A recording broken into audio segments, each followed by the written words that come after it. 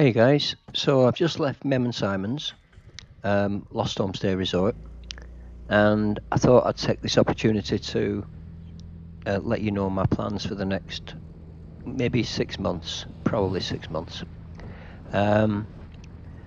It's been enjoyable staying at the homestay, but in a way it's felt like we've been trapped because of COVID and because of the oppressive heat that we get in summer. So now it's time to get back on the road and have a bit of freedom at last.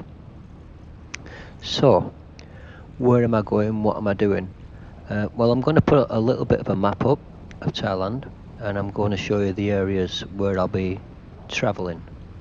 And the map, as you can see, inside the blue area is where I'll be going for the first 4 months. So, northern Thailand, I'd call that.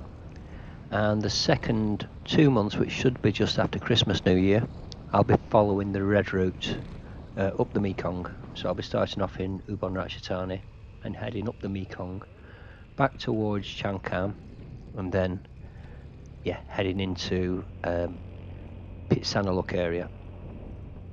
So just have a wait for these cows to come past. So what will I be doing? Well, I'll be doing a mixture of camping and staying in hotels. So national parks, non-national park camping as well, staying in hotels as well. So my vlogs will mainly consist of motor vlogging. I'll be doing some fantastic roads, some beautiful scenery on the bike. It's not quite as easy as you think when you're actually riding the bike to capture the scenery at the same time, but I'll be doing my best to do that. So yeah, there'll be some actually brilliant roads for scenery. There'll be other roads that are just magic to ride. So I can think of 2 or 3 straight away that I know are going to be fantastic for different reasons than the scenery. The motor vlogs. Then there'll be the national parks. I'll be going around the national parks giving reviews of what I think of the facilities in the parks, the attractions near to the parks, which is a major thing for me because it allows me to unload the bike, take the tent off, take a lot of weight off the bike, and then use the national park as a base, as you would do a hotel, to go and see the surrounding areas. Talking of hotels, there'll also be hotel reviews that will be coming up, and there's quite a lot that I could get through, but I need some help. So I am by no means an expert on northern Thailand, and the towns and cities, yes, I know them. I can quite easily get my own information on them, but the surrounding areas, so I know there's some stunning temples that are high up in the mountains. If you guys know of any such areas, not just the temples, but anything that's interesting, so like the wild boar team that got stuck in the cave, I'll be hopefully heading to that cave. So anything like that you know about, if you could please pop it in the comment and let me know, and I'll try to fit that into one of my vlogs. I can't be exactly sure where I'm going to go first because at the moment we have flooding in certain parts of northern Thailand. The weather's not the best, so I'm going to be a bit dictated to by the weather, but we'll find out as we go along. But any area that's mentioned by you guys, I will try my best to fit it in. Any roads that you know about that are worth riding, I'll try my best to fit them in as well. So that's roughly my plans for the next 6 months, but the first 4 months will include all the areas inside the blue ring on the map, and the second journey, which is a totally separate journey, will start after New Year, and it will start in Ubon Ratchathani, and I'll follow the Mekong River all the way up the Mekong until we reach Chiang Kham, and then I'll jump back onto the Mekong after it comes back towards the Thailand border. So as you can see from this video that's on the screen, Google Maps is great, but it takes you to some weird places. At the moment I'm looking for a set of caves, and it just takes me all the way around the minor roads, the major roads. It doesn't seem to make a lot of sense at times, but this is my main navigation aid, while I'm on the bike, so I might need a bit of luck. Anyway guys, if you could help me by giving me any suggestions, that would be great. And please bear in mind I have got quite a lot of weight on the bike, so I can't do anything off-road. It all has to be on tarmac, or at least on hard surfaces. I'm quite happy climbing hills, that's not an issue, but they have to be reasonable condition. I need to take care of the bike and not slip and end up on my ass.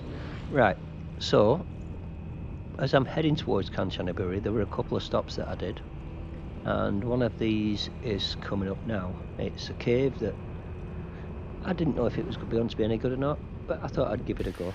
So our first stop for today is Corbin Cave, which is approximately, well, 30 minutes drive from Simon's.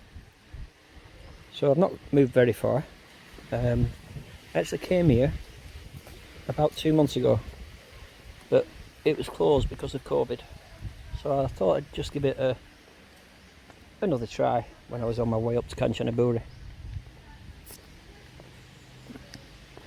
It's not a great deal here, but just stopped here, had a bit of brekkie, and yeah, I'm in no rush to get to Kanchanaburi.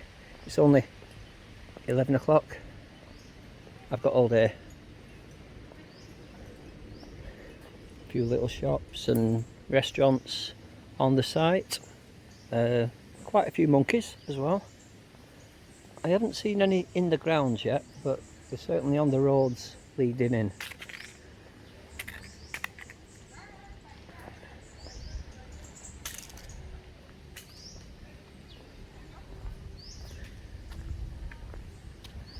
So we have a little suspension bridge going across the pond. Nice green coloured pond, very green. That is not the camera doing that trick. I don't think I'm going to try this one. Yeah, I think I'll give it a miss. But the pond seems quite well stocked with fish. They were feeding them last time I was here, and they were jumping all over the place. When I say it was closed last time, the grounds were open, but the cave itself was closed. So I'm hoping that it's open this time. It might not be. There's not many people here, although there is a handful of cars on the car park. So let's just go and have a look, see what's in the cave.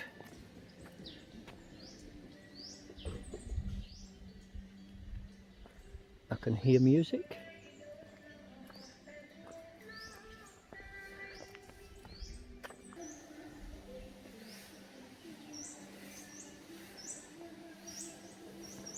Well, it's nice enough. Nothing spectacular so far. I don't know what the cave's going to be like either, to be honest with you. I just hope it's worth the trip.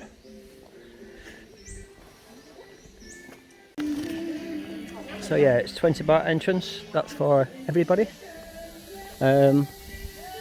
Foreigners and Thai. And here's the entrance to the cave.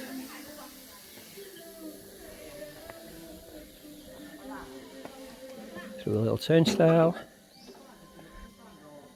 As I say, I've not been here. I don't know. It might be a waste of time. But it was on the way anyway.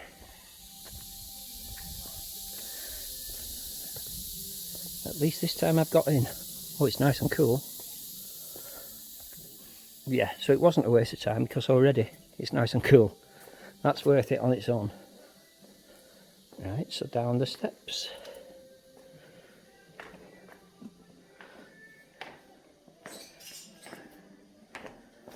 Ooh. I don't know how much we're going to be able to see in here.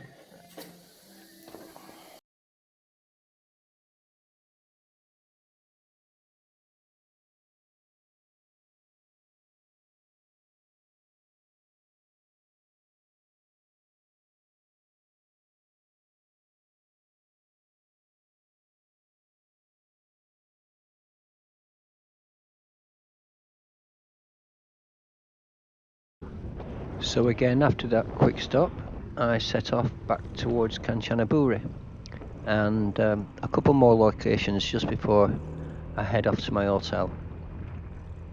Again guys, could I ask if you have any ideas, any suggestions, please let me know about them. If it's something I've not mentioned, something you'd like to see, just let me know what it is. 6 months seems like a long time, but it goes by so quick.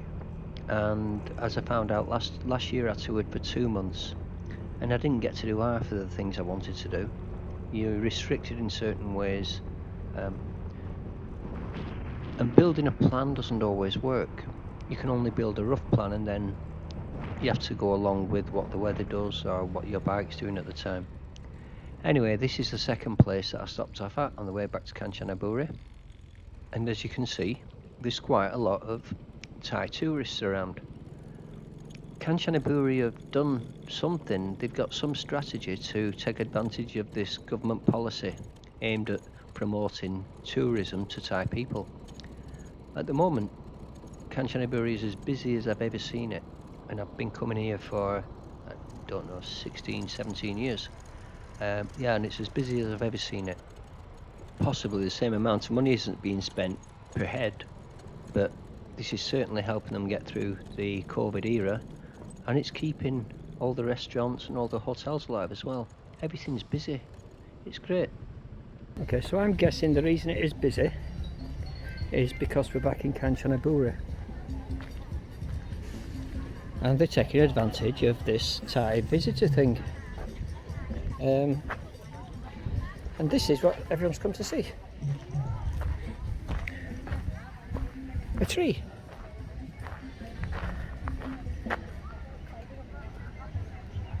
It's a rather good tree, but it's a tree. Yeah. So we have an entrance point. Again, looking for COVID. Something that I've not seen in a couple of places. Sorry, cab. And as you see, it's a magnificent tree. This tree and the cave that will also be on this video, to us in England it seemed like, well, a tree and a cave, but here they have some religious significance. I know for a fact that this tree is visited by thousands of people around Valentine's Day, and I think it's similar to the cave in that it's good luck for young couples to visit. Not 100% sure on that, but I'm pretty sure. And this is it. This is the full attraction here, is this tree.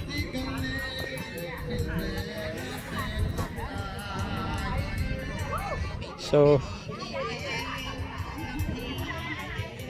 as I say, it's massive. It is enormous. Not in height, it's not very high at all, but in width.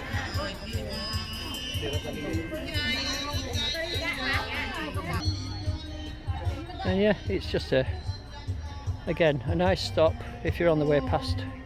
Definitely worth stopping for. Is it worth visiting?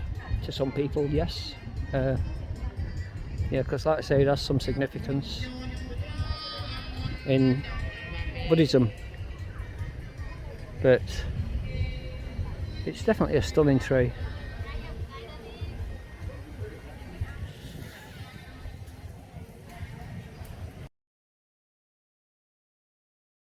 So I don't know if this is going to work, but look at this thing.